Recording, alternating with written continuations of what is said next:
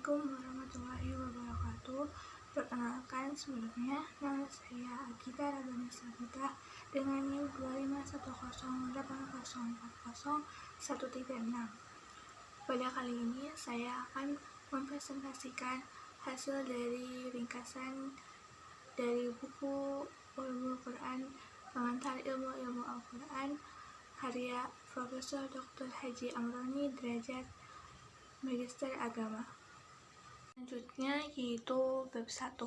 Pada bab 1 di buku ini membahas yang pertama yaitu tentang pengertian ulumul Al-Quran.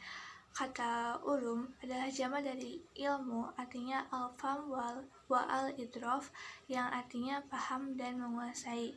Ulumul Quran adalah sekumpulan ilmu yang membahas tentang berbagai seni Al-Quran.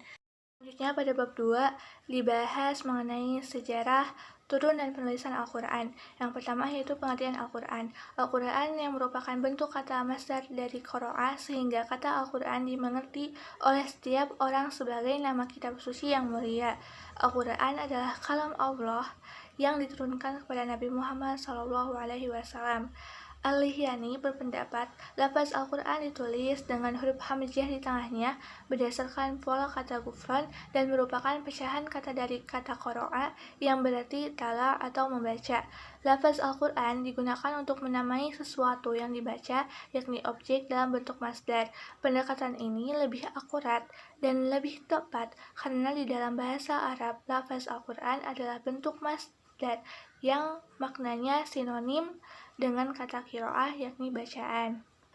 Nama-nama lain dari Al-Quran. Dari sekian banyaknya penamaan bagi Al-Quran, 3 diantaranya yang masyhur dikenal di kalangan umat Islam, yaitu yang pertama Al-Furqan. Kata ini berasal juga dari bahasa Aramia, berarti memisahkan atau membedakan, mengindikasikan bahwa Al-Quran sebagai pembeda antara yang benar dengan yang salah. Yang kedua yaitu Al-Quran disebut sebagai Al-Zikr. Kata ini murni berasal dari bahasa Arab yang berarti kemuliaan. Sedangkan yang ketiga yaitu Al-Quran juga dinamakan dengan Tanzil. Lafaz ini murni dari bahasa Arab yang berarti sesuatu yang diturunkan, yang mengisyaratkan bahwa wahyu-wahyu Allah yang diturunkan kepada Nabi Muhammad SAW. Hikmah diwahyukan Al-Quran secara berangsur-angsur.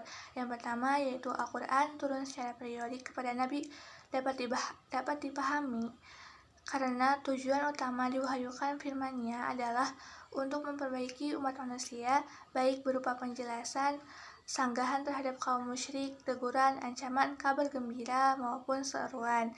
Selanjutnya yaitu penulisan Al-Quran pada masa Nabi. Penulisan Al-Quran dalam satu buku komplit belum merupakan kebutuhan mendesak dan belum ada naskah yang sempurna. Al-Quran cukup terjaga keaslian dan keutuhannya melalui hafalan dari Nabi dan dari para sahabat. Mekanisme penjagaan hafalan bermula dari hafalan Nabi yang pada tiap bulan Ramadan selalu dicek ulang oleh malaikat Jibril. Kemudian para sahabat mengecek kepada Nabi. Selanjutnya yaitu bab 3 tentang asbabun nuzul.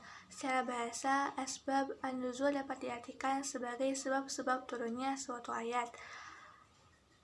Subhi al-Salih mendefinisikan asbab an-nuzul sebagai suatu yang menjadi sebab turunnya suatu ayat atau beberapa ayat, atau suatu pertanyaan yang menjadi sebab turunnya ayat sebagai jawaban, atau sebagai penjelasan yang diturunkan pada waktu terjadinya suatu peristiwa.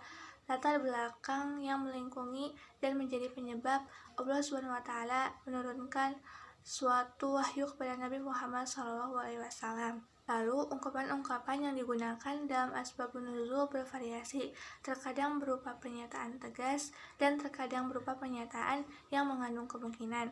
Urgensi dan kegunaan asbab an-nuzul adalah untuk mengetahui hikmah diundangkannya suatu hukum, membatasi hukum yang diturunkan, dan memahami makna Al-Quran dengan baik. Yang keempat yaitu munasabah Al-Quran. Munasabah Al-Quran adalah keserasian atau korelasi antara ayat-ayat Al-Quran dan surah-surah Al-Quran. Secara etimologis, munasabah berarti al-musyakalah, saling keserupaan, dan al-muqarabah, saling berdekatan. Sedangkan macam-macam munasabah Al-Quran meliputi keserasian antara ayat di awal surah dan ayat di akhir surah, keserasian awal surah dengan akhir surah sebelumnya, keserasian keistimewaan tiap-tiap surah yang dimulai dengan huruf muqatta'ah dan munasabah al-takhallus. Pengetahuan tentang munasabah sangat bermanfaat dalam memahami keserasian antar makna mukjizat Al-Quran secara retorik, kejelasan keterangannya, serta keteraturan susunan kalimatnya, dan keindahan gaya bahasanya. Makkiyah dan Madaniyah. Makkiyah adalah ayat-ayat Al-Quran yang diturunkan di Makkah sebelum hijrah, sedangkan ayat Madaniyah adalah ayat-ayat Al-Quran yang diturunkan di Madinah setelah hijrah.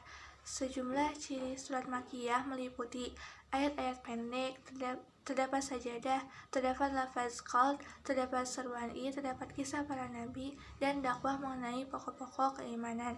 Sedangkan ciri surat Madaniyah meliputi ayat-ayat panjang, terdapat izin perang, pembagian hukum harta pusaka, uraian kaum munafik, bantahan terhadap ahl kitab, dan penjelasan tentang bukti-bukti kebenaran agama Islam. Selanjutnya, bab 6 yaitu tentang muhkam dan al-mutasyabih.